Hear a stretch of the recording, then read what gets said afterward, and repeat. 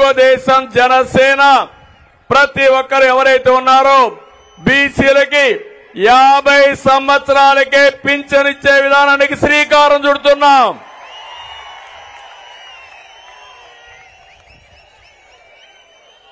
అందులో కూడా ఇప్పుడుండే పింఛన్ మీరు ఒక్కసారి గుర్తుపెట్టుకోండి. పింఛన్ ప్రారంభించింది ఎన్టీ రామారావు గారు 35 రూపాయలతో ప్రారంభించారు. దాన్ని 70 రూపాయలు నేనే చేశాను. తర్వాత వచ్చినప్పుడు 200 ఉంటే 200 నుంచి 2000 రూపాయలు చేసిన పార్టీ తెలుగుదేశం పార్టీ. ఇప్పుడు హామీ ఇస్తున్నా, అంచెల వారీగా వీళ్ళు చేశారు. అదే తెలుగుదేశం ఉంటే మొట్టమొదటిసారిగానే వచ్చేది 2019లో. రేపు రాబోయే రోజుల్లో ఈ 3000 పింఛన్ని 4000 రూపాయలు ఇచ్చే బాధ్యత తెలుగుదేశం జనసేన తీసుకుంటాం. బీసీ సప్లాన్ ఏం తమ్ముళ్ళు పెట్టారా వీళ్ళని మిమ్మల్ని అడుగుతున్నా. 15,000 కోట్లు సంవత్సరానికి చెప్పారా లేదా అని అడుగుతున్నా మిమ్మల్ని. 15 రూపాయలు పెట్టారని అడుగుతున్నా మిమ్మల్ని. కానీ ఈరోజు మేము ఒకటి ఆలోచిస్తున్నాం, సంక్షేమ కార్యక్రమాలు ఇస్తూనే సంపద సృష్టించే మార్గం మీకు చూపించాలనే ఉద్దేశంతోనే సబ్ ప్లాన్ ద్వారా 1,50,000 కోట్లు 5 సంవత్సరాల్లో పెట్టే బాధ్యత మాది. సంవత్సరానికి 30,000 కోట్లు చొప్పున 5 ఏళ్లలో 1,50,000 కోట్లు పెడతామని చెప్పి కూడా మీకు తెలియజేస్తున్నా.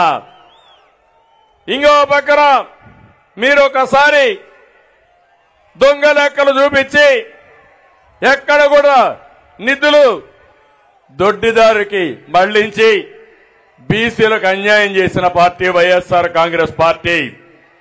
స్థానిక సంస్థల్లో రిజర్వేషన్లు ఉండాలి. 25% ఉంటే కాదు 34% ఉండాలని ఆ రోజు తెలుగుదేశం పార్టీ ఆధ్వర్యంలోనే రిజర్వేషన్లు పెంచాం. జగన్మోహన్ రెడ్డి వచ్చిన తర్వాత 34 నుంచి 25%కు తగ్గించాడు. దగ్గర 16,800 మంది పదవులు కోల్పోయారు. మీరొక్క విషయం గుర్తుపెట్టుకోవాలి, నాయకత్వం అనేది రాత్రికి రాత్రే రాదు.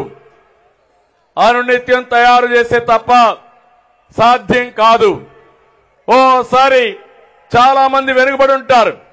దానికి కారణాలు విశ్లేషిస్తే ఒకటి ఆర్థికంగా వెనుకబడి ఉండడం, రాజకీయంగా వెనుకబడడం, సామాజికంగా వెనుకబడడం, ఈ అన్ని కారణాలతో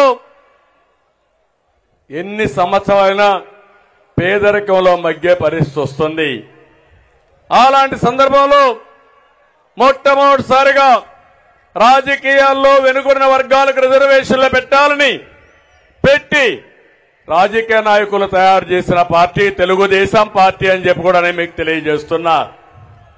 దీని తర్వాత సమర్థవంతమైన నాయకత్వం వచ్చారు. నేను ఇంకొకటి హామీ ఇస్తున్నా, నిరంతరం పోరాడతాం. చట్టసభల్లో 33% వెనుకబడిన వర్గాలకు రిజర్వేషన్లు పెట్టే వరకు, అసెంబ్లీలో పార్లమెంట్లో మీ రిజర్వేషన్లు వచ్చే వరకు మీ తరపున మేము పోరాడతామని